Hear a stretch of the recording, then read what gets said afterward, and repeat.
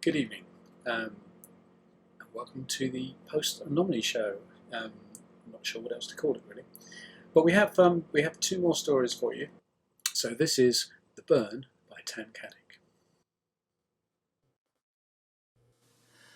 A midnight stroll, paddling. The water is strange here, but I am stranger. It hisses from me as I wet my ankles, as it rises past my calves, vapour twisting into odd shapes that silently howl and disappear. I'm almost up to my waist, but I am yet alight, flames submerged in elemental paradox. Small wisp-like things pretending to be fish play about down there, darting from the heat. It is dark, but I don't fear it. I provide my own light. This little bay all to myself, illuminated. I drag fingers through the shallows, little more than bone already, creepers of muscle. I look up at the moon with sockets almost vacant. My companion, my challenger. Does it seem different here? Or have I merely spent so long inspecting its surface that I have begun to create the things I see? And now that familiar prickling on the vertebrae. I turn back towards the cliff face. Again, there is someone watching. I washed up on this shore. I awoke to something slithering across my hand. It had burrowed away before I saw it. I was cold, naked. The clothes had burned from my back like they always did. I turned over and shivered on the sand, remembering the night, hoping they had survived. This stupid, superstitious lot of them. The mast had been burning, the crew running about, someone screaming, and I was overboard. I scrunched sand in my fist. Stupid. They tried to turf me out once, the inhabitants here. I hesitate to say native, as I'm not sure anyone is. Gathered on the shore, tools and shovels, pointless anger, or fear. Who knows the difference? They had their reasons. Some of the mob waved at me with their implements and said, "Leave or we'll force you." I turned, opened my lipless mouth and flame-tongued said, "Try." They haven't come back. It's fortunate they don't know where I sleep during the day. I took to swimming quite quickly. By night, for one such as I, the perils of this island's waters bear little danger. Things like eyes watched me pass in the dark. Some tried to do more than that. Tentacles and other, more indistinguishable appendages coiled around me, not quite touching because of the warmth, even down here, but probing nonetheless. To their surprise, I had moved closer, right up to those maws between the grasp of those mighty claws, looking into pupils the size of my torso. They had considered me, found me unappetizing, and I turned away with a skull's grin, feeling disappointment. I became bored of those depths with similar swiftness. "What are you doing?" The words startle me, an answering flare of firelight. I turn towards the beach, and she is standing there. She blinks a little at my appearance, the light, but doesn't move otherwise. This is rare. I ask, "What do you mean?" She replies, "It's a pretty clear question." I hesitate, clearing a throat which isn't really there. "Nothing." She tilts her head, frowns a little. Sounds boring. "You shouldn't be here." She frowns. "Why not? My beach too. Besides, you're one to talk, standing there like yourself." She vexes me. I turn away, sighing out my frustration. It makes a little puff of embers that float into the night. "Are you just here to torment me, then?" "Sorry, I've seen you here before is all, just standing." "So you're the one who's been watching me?" "Sometimes," she says. "Hard to say whether it's always been me, of course, round here. Lots of beasties to do the watching, and some of them aren't as polite as me." I turn back to her. "And you came down here anyway?" "Yep." "What if I was one of the impolite ones? What if I ate you or something?" She shakes her head. Nah, could see you weren't like that. How could you tell? You look too lonely. Weeks on that vessel, walking the same deck during the day, hiding myself at night. Through sufficient palm greasing and careful negotiations, I had secured my rather unorthodox arrangement. I was sure the sailors thought me eccentric. This suited me. They left me alone. It was still dangerous, the safety of the crew and any fellow passengers a constant worry while I had planned the venture. That was why I chose a smaller vessel, not a liner. I would not be culpable for disaster. In the end, it was a necessary risk. I needed space to lose myself, somewhere where I could endure the burn without endangering a soul. I had a fantasy of losing myself in those great American plains. Every dusk my cabin would glow with flickering light, lowering myself into the bathtub that had been installed within, a tried and tested method back in Islington.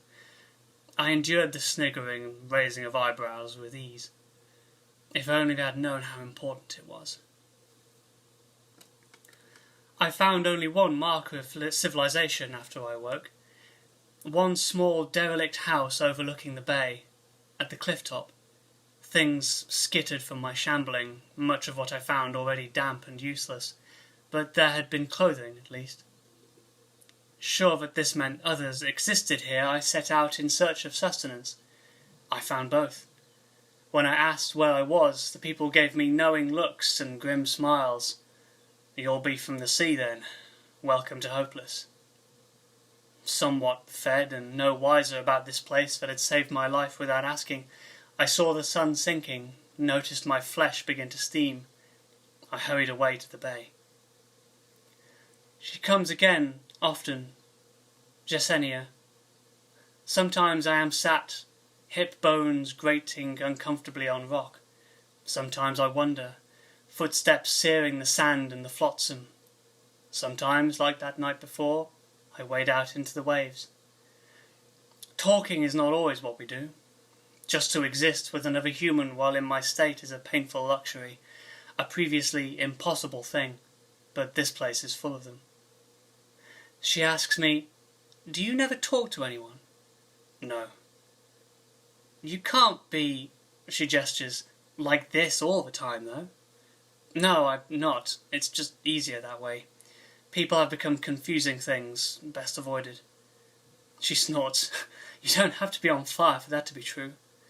I smile at that, in my fashion. And somehow she knows and returns the favour. The truth is, I don't know how to feel. My intentions of isolation have borne unexpected fruit. Rather than bring me peace, it has given me time to stir things within myself. Fear of harm, the shame of being the other, and perhaps a little resentful bitterness that they do not also burn.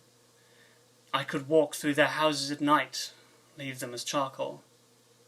I say as much. "But you don't," is all she replies. They decided to play a trick. Returning to my cabin one night, already feeling the heat beneath my skin, I found my bathtub vanished away somewhere. I remember letting out an involuntary, guttural sound, like a lost animal, and then I heard the laughter, heads around the door, looking in. I railed at them, but this only heightened their amusement. I felt myself grow hot, with embarrassment but also the promise of my curse. I grew desperate, pleading with them. They laughed in my face, a pampered baby. Their expressions changed when the steam rose from my skin, when patches of it began to fry, then fall away as the flames built. I have thought about them many times. I have changed my opinion just as many, but I still come back to the same thought. I wish them to have lived. "Why do you come here?" I ask of her one night. The critters of the night whicker and rattle around us, kept away, I presume, by my light. "You must sleep, surely." She shrugs. "It's not of much use to me, if I'm honest." "Don't you have things to do in the day? In town?" "Nah, I've never been there." "Why not?" She grins, but it's lopsided. "I found a cave. I wished not to exist somewhere obvious, or somewhere vulnerable to my nightly form. I would hide myself away. This choice proved to be shrewd, considering the locals' views on me. I managed to fit a cot into the dankness, a small stove and some lamps, purchased from the town. I acquired some money doing small jobs where I could, to keep my cupboards stocked. I had no need of a clock or watch. After sleeping away most days, I would always be woken with enough time to vacate my new home. Thus I existed for weeks, only attracting unwanted attention with my strolls. Until her. Talking with her makes me feel human. I had convinced myself long ago that the word no longer applied, so I decided, a wavering hermit, to take another step. You know, I begin and falter. A man wreathed in his own fire. It is somewhere between senseless and farcical. We could talk sometime, when I'm not like this. She smiles gently. That wouldn't be very easy for me. Even in the midst of the burn, I must look downhearted. It doesn't bother me. I reach up, trace the line of my jaw, bone rasping on bone, tap fingers on my teeth in tuneless rhythm. You'd be the first. There's always a first. If there wasn't, there'd never be a second. That's maths, that is. She cocks a brow. You're odd. Bang on, lad. I am walking, waiting for her to appear. For once I see her first. She is standing up on the cliff, watching something. I dim myself, bringing my flames to a lull, a skill I learnt quickly but never usually exploit. Around the rocks of the cliff's base I skulk. She stands, moon shining full on her, still watching, perhaps waiting. I've never noticed before, but up there on the headland she almost seems to be pierced by that lunar light, shot through by moonshine. A time passes, and then she abruptly turns and disappears, obviously descending some unseen slope hidden from me. As her face turns my way, for that moment I think I see the light reflect off her cheeks. I return to see and hide beneath, feeling strangely ashamed. That's where you've been.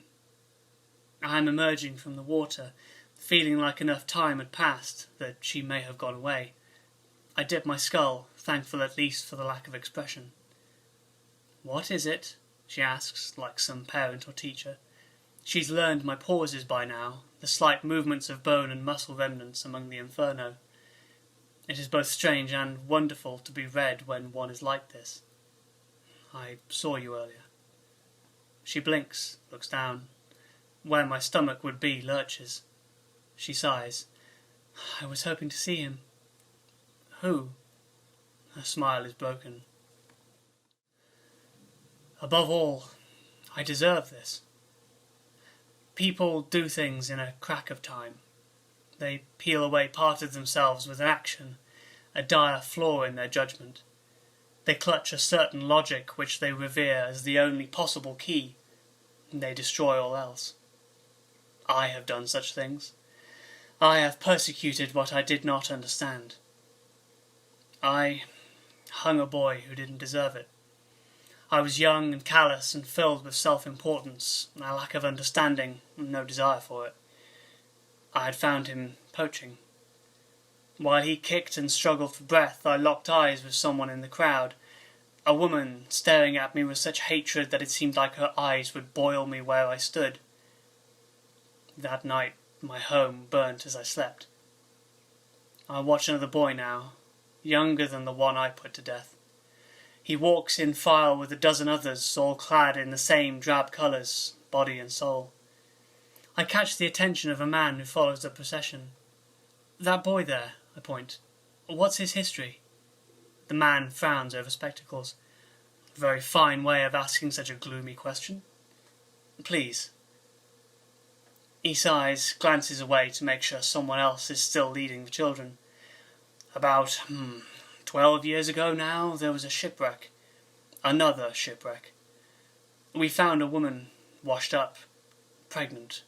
She was barely alive when we found her, but she clung on until we were able to deliver the child, right there on the beach. And now there he walks. I stare at the retreating back. Which beach? I am selfish. Another truth. Here I stand, lamenting my grotesque and awkward existence, while others more deserving are robbed of the time they could have spent with those dearest. The reflection of my crime is not unnoticed. Josiah is waiting as I emerge from my cave that night. I feel myself studied.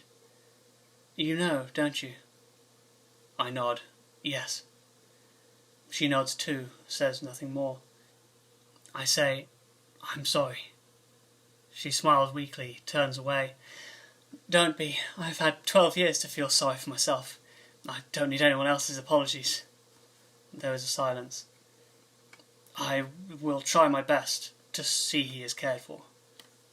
She looks back at me. You would? Maybe, circumstances allowing. I raise an inflamed hand. I could do it myself, one day. Her eyes are beginning to shine in the moonlight. Or I could stay away. No. She shakes her head, bites her lip as one tear falls. Thank you. You should know, I begin, unsure of myself. I have done terrible things. There is a reason for my curse. You may want me apart from him. She comes closer. I know the person I've been speaking to. Whoever this man is, he must have been burnt away. I let out a breath I didn't realise I'd been holding. It gusts out as heat and fireflies. I start for a moment in shock, realising Josiah is close enough to be set alight, but she is not. She is moving towards me, fearless. I have not had someone so close to me in the night for many years. The flames move around her, through her. She does not heed them, has no need to. For the briefest moments they brush away silvery skin to show bone. Josiah puts her arms around my waist, her head to my chest, and again I find myself holding my breath. Carefully, as if she may break, I encircle her with my own. Maybe, just maybe, I can find a way. Thank you. That's a wonderful story there from Tam Caddick, beautifully told. And do search him out, wonderful author. Tam Caddick there with The Burn. We've got one more story for you to take you into the night. And this is a story called The Last Bus Home, which is written by Stephen C. Davis and it's performed by Josiah Joseph Robinson. So enjoy this, and I wish you a very good night.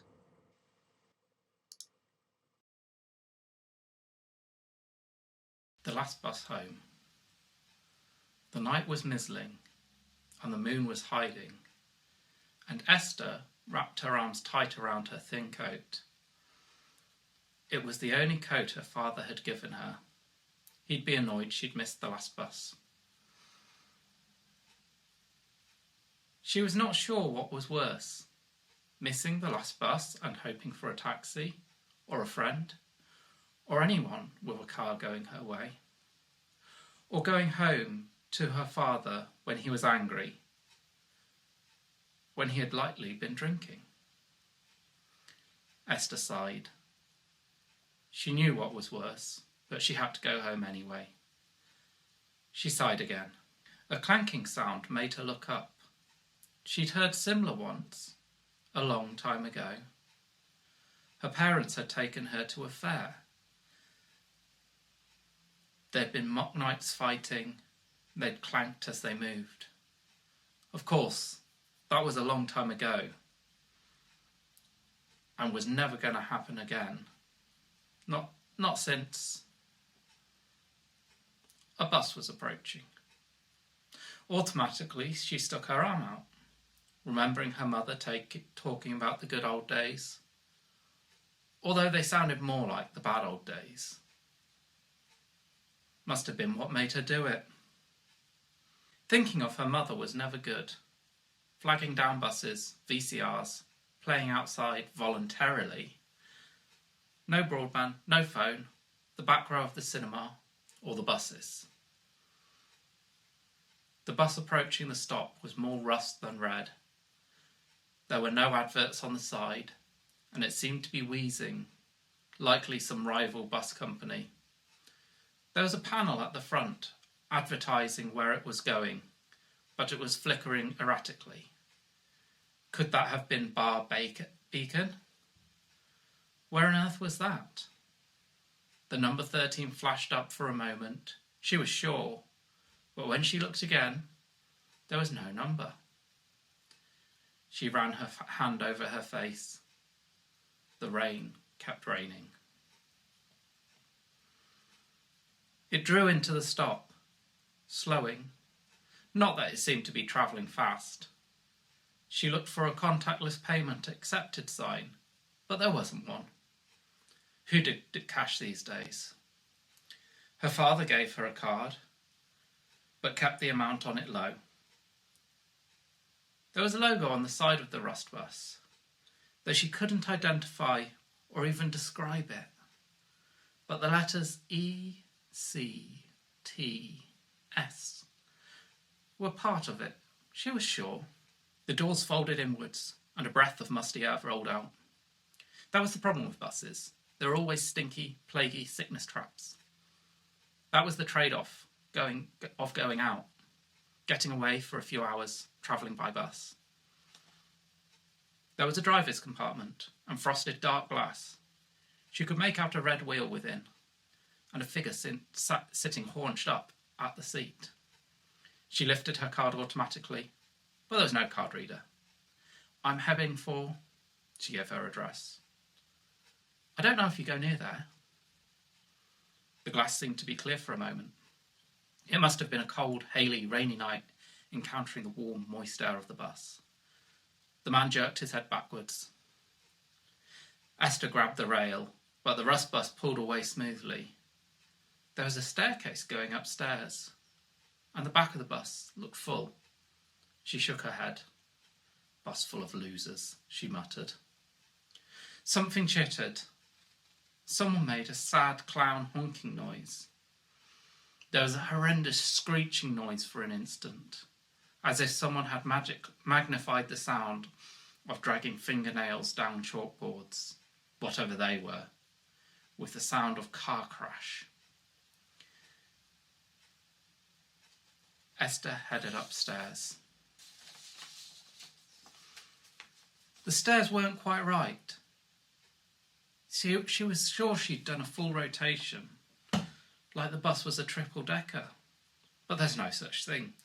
She shook her head, stepping out onto the top deck. The air was clearer. For one thing, not so fetid. Cooler as well. Esther stared. The front of the bus was missing windows. Air, rain-free, fresh and smelling strangely of lilies, rushed in. She gulped. The bus was a death trap. She turned around. An old-looking, really old-looking, granny leant on the rail of a seat, staring at her. Her skin was an old, unwholesome, sickly purple-looking shade of blue. She smiled broadly, displaying sharp teeth. Her fingers were long and crooked.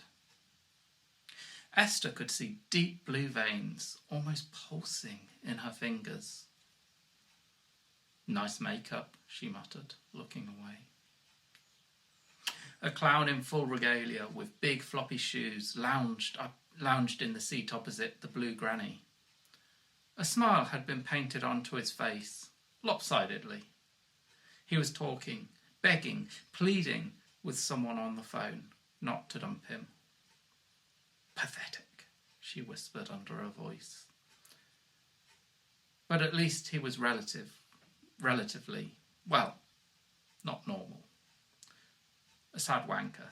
She shuddered and moved past him, past the weird blue granny who seemed far too alive and aware, and should have been drooling about cabbages or whatever grannies did when they were let out of their homes. And on a night bus? Dirty stop out. The thought of, she shuddered, some things were too tragic, far too gone to even be contemplated. A youth with a spotty face, Redcap pulled down low, munching on a chicken wing. She could smell it still, though it looked long cold, greasy and bacony. There was a crunch as the bone snapped.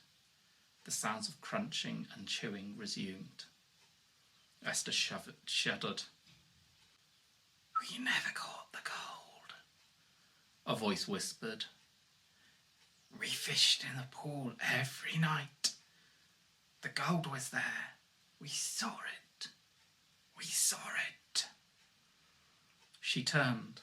A man in historic clothing sat on the seat next to her, looking like a failed extra for a Channel 5 historical fantasy show. "When the taxmen came, we showed them. We showed them the gold, the silver reflected. They laughed," he wheezed, sneezed and whimpered simultaneously. 20 of us sat there all night fishing. We never caught the moon. We never caught the gold. It glittered there. We caught fish, weeds, minnows, old boots, never the gold." He looked at her in startlement. "The gold's still there," he hissed at her. "Tell no one." He shook his head, shaking. Esther saw the seat he was sat on was quite damp. She shook her head and moved on. A woman sat on the next seat. Esther thought she'd seen her before, working in one of the big supermarkets. She had a prominent nose, sharp cheeks, dead, soulless eyes. Retail, Esther thought. The woman clutched two fresh large loaves to her chest. She stroked the right one softly. The left she clutched desperately. "You'll never leave me, my own children. I'll look after you so well, I promise." "I'll dress you up," she crooned softly. "I know," she answered herself. "But I didn't know that would happen. I wasn't ready. You should have liked it. It was the best thing, really." "Down in the green woods," she crooned softly. The woman moved suddenly, her fingers curling around the pole, around the stop button. One of the loaves fell to the floor of the bus. There was blood on her fingers. Esther shuddered and moved on. The bus bobbed and weaved. Esther grabbed a pole and clung on. It was a long journey home, but she knew she should get a window seat. She'd never know where she was if she didn't. Fancy going back to the stinky lower level until she had to get off. The things down there. The bus convulsed. They were suddenly all in darkness. Esther gulped. She hadn't realised before, but there had been lights outside the bus. Street lights, shop windows still lit, bedroom windows. Now there was nothing, and sound was roaring all around her. "Will the sulky night witch travelling incognito in coach C please sit down? We don't want you thrown onto the tracks." Esther stared. The conductor cackled with laughter. It wasn't total darkness. Sparks flashed, and she could smell petrol and brimstone, piss and the dead rats. She shuddered. The underground? Am I drunk? Stoned? Did someone spike my lemonade? The bus train convulsed again, and she was thrown, grabbed a rail and slipped into a seat. "Please be free," she whispered as the train threw her against the window. Phew. Few? Too few what, Night Witch? Ella turned, stared. A homely-looking woman with big ears sat beside her. Clutching an enormous handbag, she plunged her hand into it and withdrew a piece of shortbread. Child? Esther screamed and pulled herself back to her feet. It's not the same, the woman sighed. Witches aren't what they used to be, she sighed again, deeper, biting into the gingerbread child. She wasn't on a bus anymore. The ceiling was lower. There were doors either side of the carriage. She could see doors at both ends, leading into other carriages. Esther whimpered. What the... She lowered her voice even lower. Fudge. If there was one thing her mother had hated, it was swearing. Well, there were several things, including her father. She grimaced. If there was one thing her mother had hated, it was swearing. Well, there were several things, including her father, that her mother hated. But she had been openly vitriolic about people who swore, who thought they were edgy and impressive because they fudging swore. But fudge, that wasn't a swear word. It was used as one, fudging, she grimaced. She'd never get the chance. Attempting to stand up to her mother had earned her a slap, a concussion. Fucking night witch, bellowed the conductor. Sit your ass down, and the rest of you, please. I haven't got limitless souls to power this, you know. Surprised and shocked, a little delighted, Esther sat. The conductor sighed. Bloody passengers, he whinged in a much more normal voice. Pick us up here, take us there, he sighed again. Bloody privatising human bast. The mic cut off. Esther looked round. Is it Halloween? A dog popped its head up from the seat behind her, wheezing, wagging its tail, tongue hanging out. It huffed and leaned towards her. Esther stretched her hand towards it. The creature growled. She looked at it, saw the deepest fires blazing in its eyes, shuddered and drew back. The dog growled, baring its teeth at her. Oh, don't mind him, said the older, bearded man.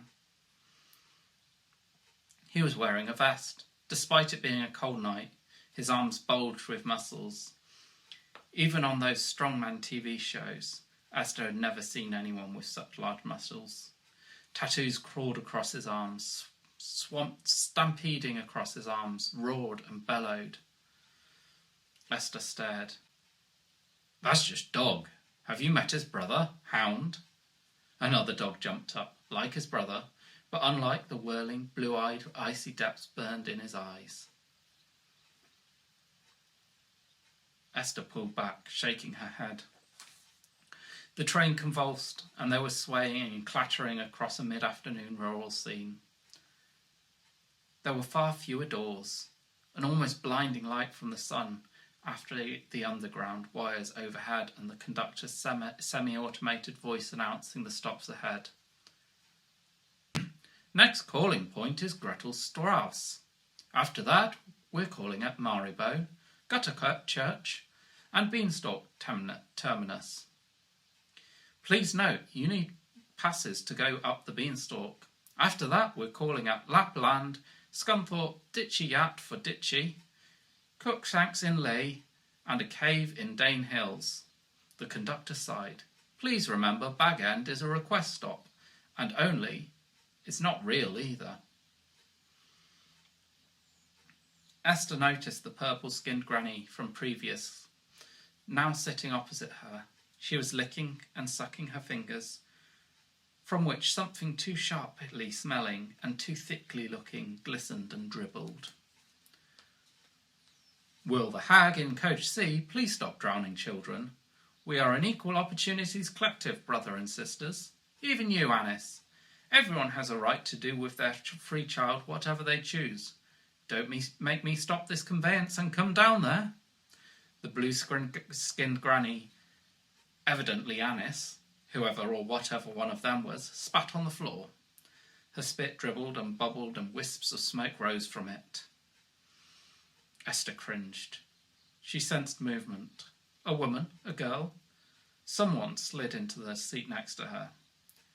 You're out of place here, the woman said.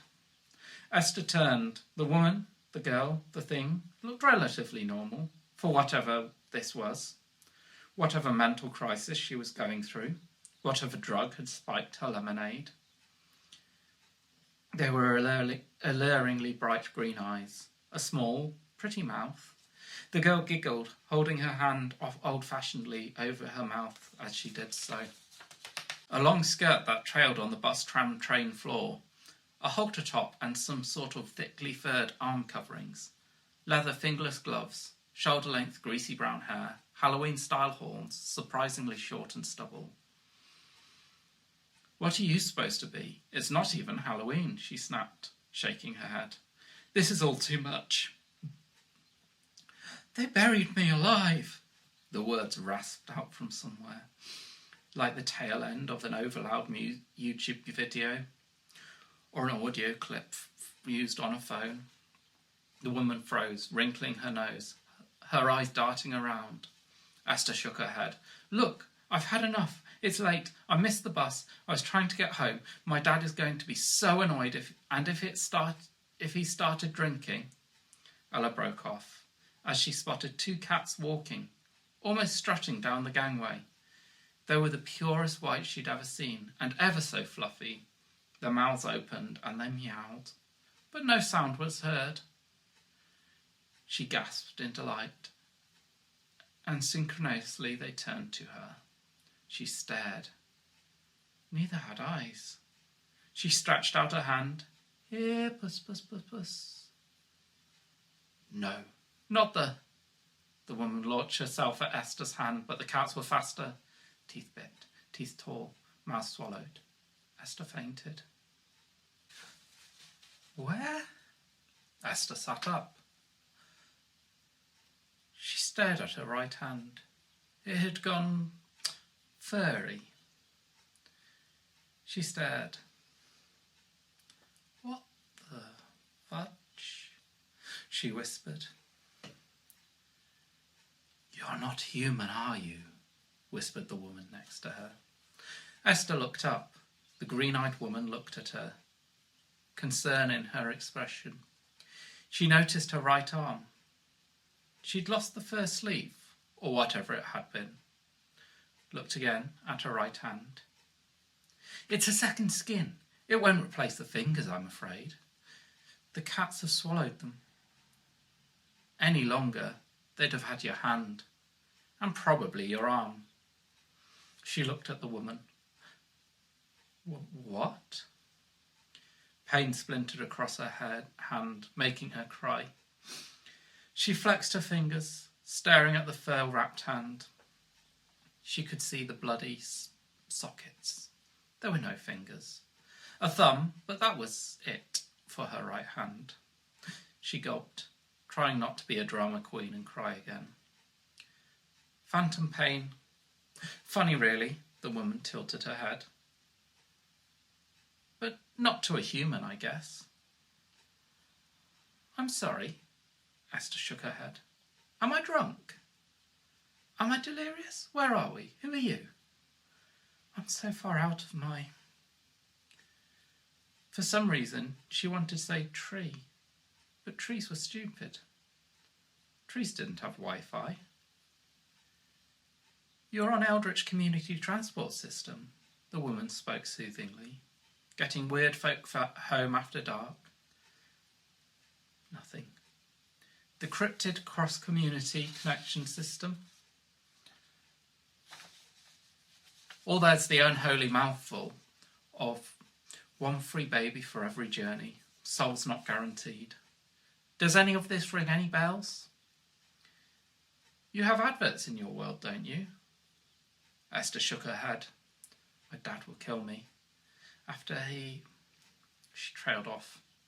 "After he what?" the woman growled. The vehicle convulsed. Esther found she was sitting on a hard, curved surface. There were straps and saddles, a stirrup for her left leg, which was on the outside. What the... "Have you never ridden on a giant millipede before?" Esther shook her head. No, I am human. Please don't kill me." The woman blinked. Her eyes gleamed yellow in the unholy light. Whatever delirium Esther was nightmaring through. I have torn people apart for merely looking at me. She lifted a hand and stroked Esther's cheek. That was fun. I ripped someone apart. There were legs in every direction. Esther shuddered. Make it quick, please. The woman laughed, revealing a row of teeth that were far too sharp. I'm not going to kill you. I'm going to. The vehicle thing convulsed. Esther found herself in a winged chariot, the woman beside her. There was another chariot attached to the front of theirs, another to the rear, and so on. Freya's cats, the woman cursed. This will take far too long. Hang on. Esther grabbed at the edge of the chariot. She stared at her right hand. Well, what was left of her right hand. Is that your fur? The woman looked up, her eyes curiously mottled green, yellow and green. It's called skin. Now please be quiet. I'm trying to summon a goober. A what? The woman sighed, rolling her eyes. Like one of your Uber, but run by ghouls. They'll take us directly to your home, not this roundabout route. Come on. The woman grabbed Esther and jumped from the moving flying chariot. Esther screamed and thankfully fainted.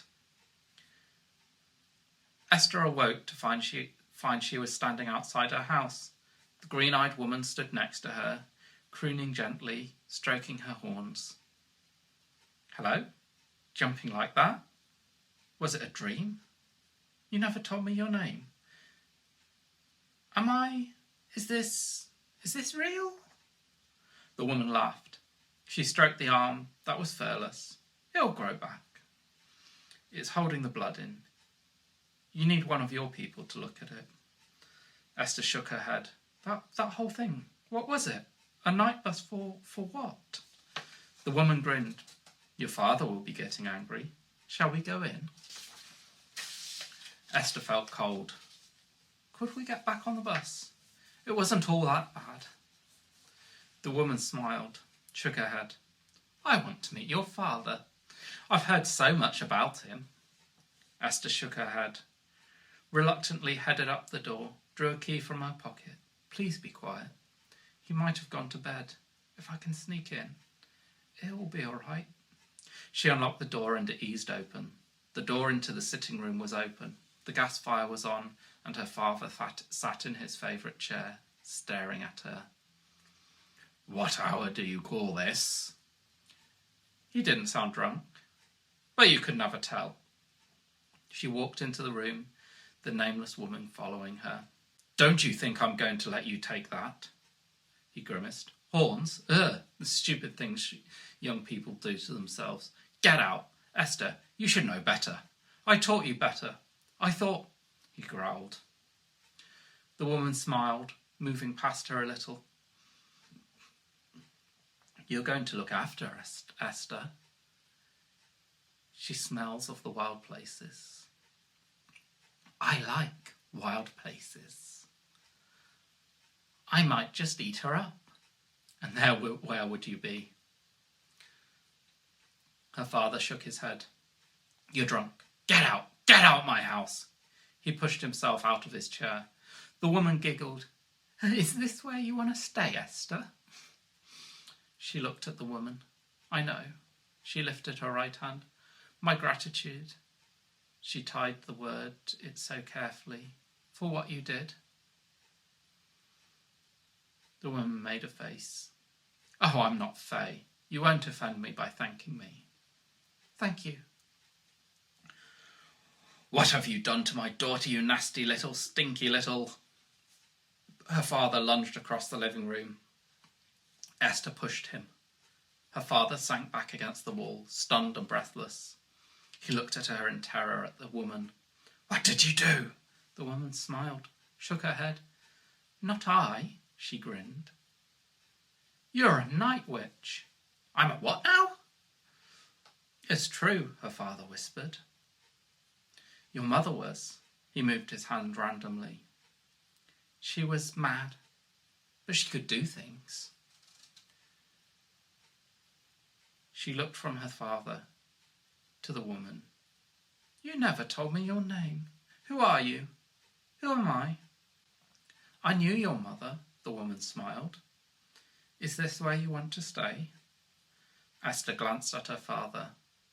"The only choice I have, I guess." The woman grinned. "Oh no, you could be a conductor with the Eldritch Community Transport System. Being a night witch will help." Esther blinked. "I could?" "You could." Esther blinked again. "What can a night witch do?" The woman shrugged. "I don't know. It'd be fun exploring, though, wouldn't it?" Esther looked at her father, smiled, blew him the last kiss he'd ever received.